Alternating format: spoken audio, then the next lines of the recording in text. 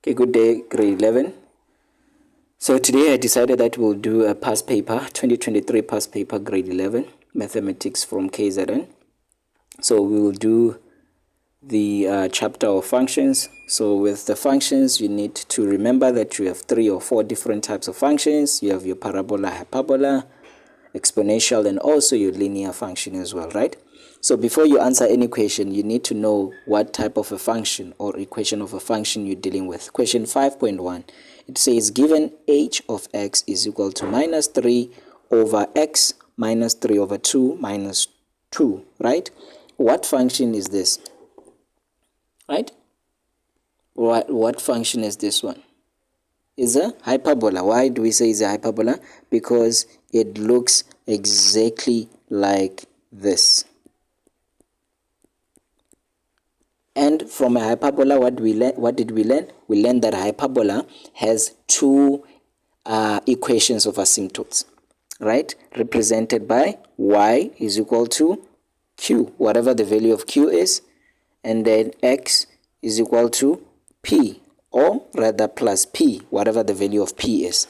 Remember, when there's a minus here, it should be a positive. When there's a positive here, then here it should be a minus. So let's see when we answer the question. First question then says that write down the equations of asymptotes of h. What is y equal to? Y is equal to minus 2. And what is x is equal to? X is equal to 3 over 2. Where are we seeing those? For those that maybe might be asking themselves.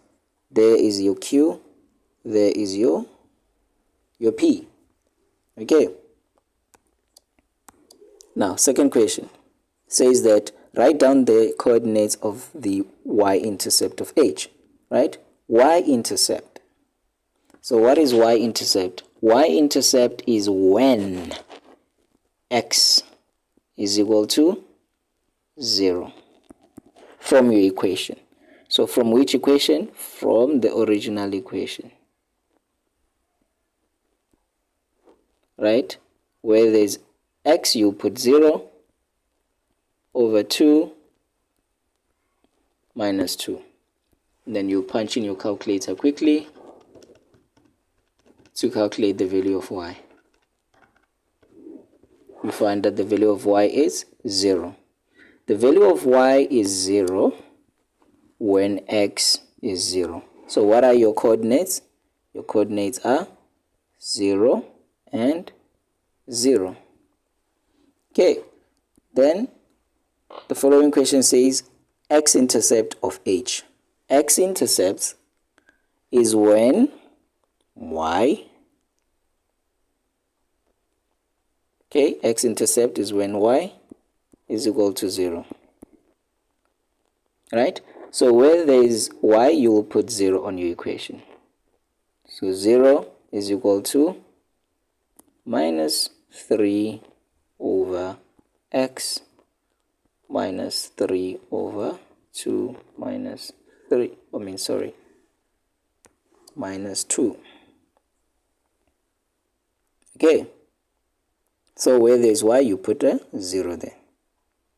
Now we simplify that. We will bring,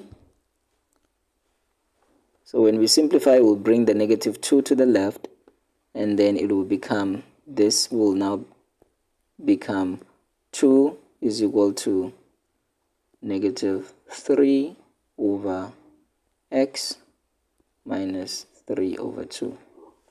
So I'm going to write it on the side now. Oh, goodness. Okay, yes. Now I'm going to write it on this side.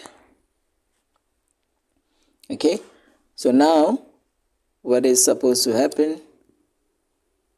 You need to simplify that. You will do what? Cross multiply. When you cross multiply, it becomes 2 into x minus 3 over 2 is equal to minus 3. Then you remove the brackets. 2x minus 3 is equal to minus 3. Therefore, this will become 2x.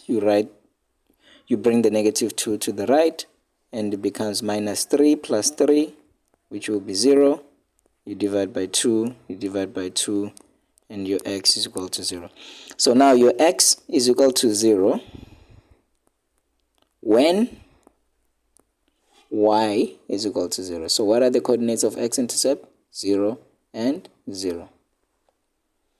Then the next question says, draw the graph of h. Clearly show the asymptotes and the intercepts with the axis. So for us to plot the graph, we need to have both your x and your y intercepts and also your asymptotes. Do we have it? Yes, we do. Now we can go on and plot. Okay, so I'm running out of space here. I'll try to plot it on the next part. Okay,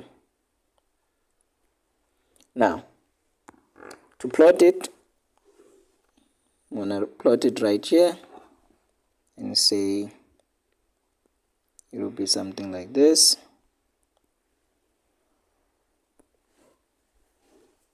And then I have 1, 2, 3. This is my x. This is my y. That's my 1, 2.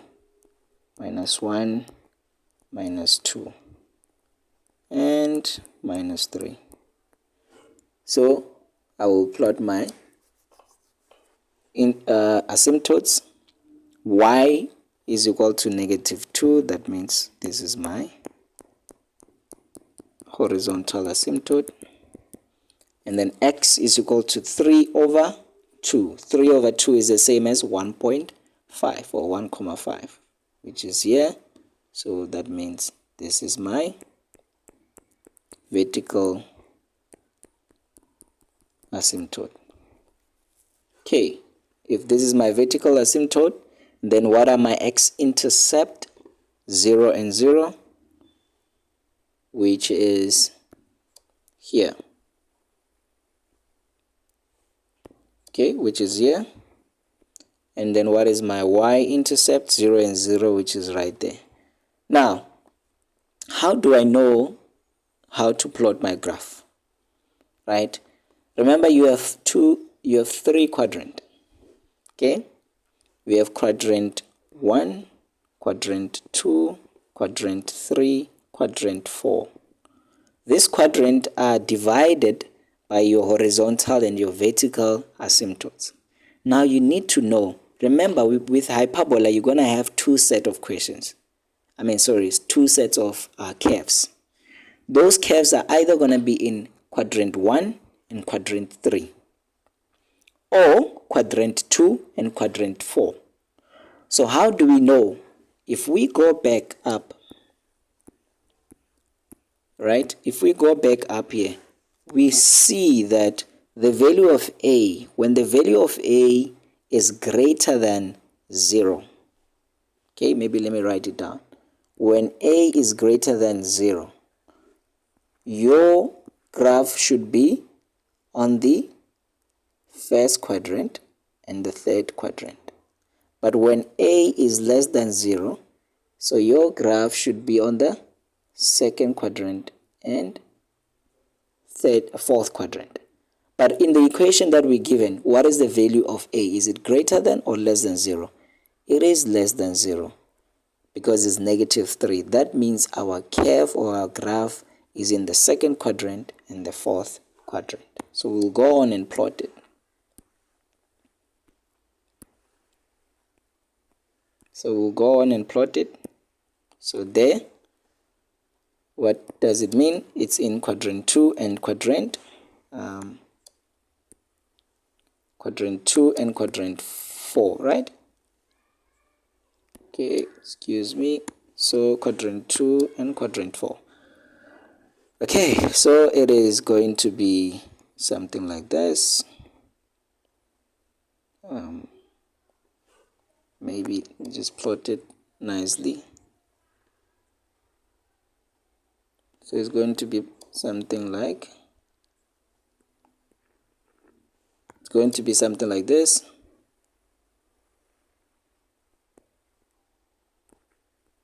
Remember, you must show those arrows. It's going to be there, and it's going to be there as well. Third and fourth quadrant. Remember, asymptotes are the equations or the dotted lines that your graph should not touch. You can plot these curves as close as possible to your asymptotes for as long as your curves are not touching the asymptotes. Okay, so those are your curves or your graph. Now, I hope it makes sense. Now, the next question says determine the equation of the axis of symmetry of H that has a negative gradient. So this question is easy, right? Axis of symmetry or equation of axis of symmetry, right? So what does it mean? It means your axis of symmetry, it is either going to be here, or it's also either gonna be here. So your axis of symmetry, it passes through this point. And what are the coordinates of that point? It is 3/2 and -2. So, but they said we must write an equation of axis of symmetry that is a negative gradient. Okay, so that means what are we going to do? We are going to we are now going to say that, okay, in order for us to write the equation of axis of symmetry, we'll then say, remember your general equation of a line is represented by that, but they said must have a negative gradient. You will say negative x plus c, and then we said it should pass through that point where x is -2 and where x is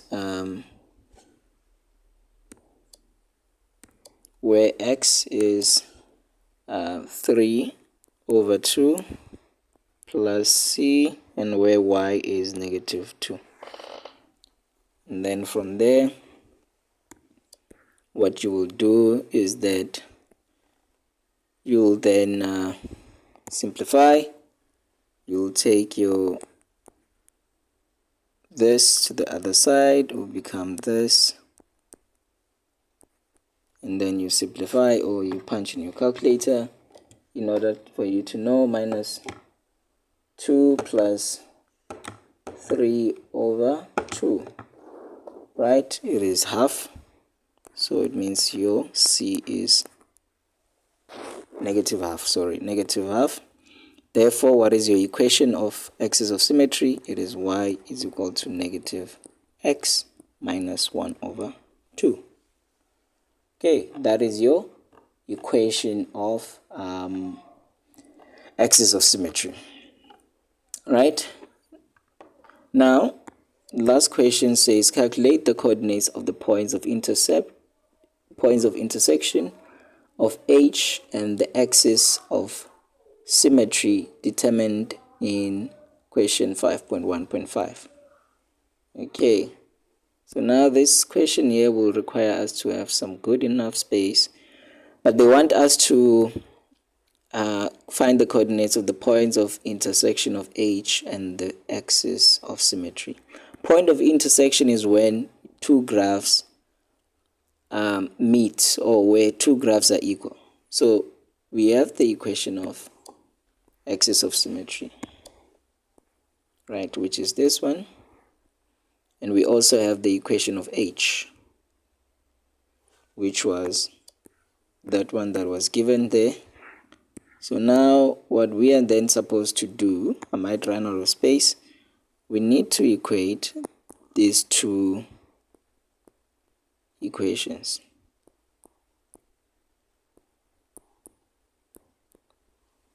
So it means the points of intersection is is when these two equations meet, where they meet. So minus 2, 1 over 2 is equal to minus 3 over x minus 3 over 2 minus 2. From here, you need to simplify until you find the coordinates or the values of x. Those values of x, you will then take them and substitute them into this equation, and then you'll find the values of y. And then you'll have your coordinates. Simple as that. So I'll try to skip it there for the sake of space, but that's how you do it. So yeah, this one I'll rather do it maybe in class where I have enough space. Now let's quickly jump into 5.2. 5.2 says the graph of kx is equal to bx plus q is drawn in the sketch below, and then the point A is given as 0 and 1, lies on the asymptote of k, and B is 1 and 1.5 lies on k. So what type of function is this? This is a exponential. Exponential has one asymptote, which is a horizontal asymptote, and it's represented by what? By q. Q represent horizontal asymptote. In this case, what did they say the value of A is? Is asymptote. So what does it mean? What is the value of, then they asked us what is the value of, what is the equation of k, right? In order for us to calculate the equation of k, we need to know the value of q, and then we need to have coordinates of x and y value. So, but we need to quickly rush and run that and write that q is equal to 1. Why? Because q represents the horizontal asymptote, and the horizontal asymptote is at point A. Okay, therefore what does it mean? It means that our equation is y is equal to bx plus 1. Now we need to determine the equation of k. In order for us to determine the equation of k, we need to calculate the value of b first, given that we know the value of x and then the value of y. So which values are we going to use? We're going to use the value point B. So point B, where there is y, we're going to substitute it by 1.5. Where there is x, we're going to substitute by 1. And then we'll punch in the calculator, and then the value of B will be 0.5. Or you take this to the other side, it will be 1.5 minus 1. Or you can write it mathematically as a fraction and say it's 1 over 2. So what is your equation? Your equation of k, therefore, becomes x is equal to 1 over 2.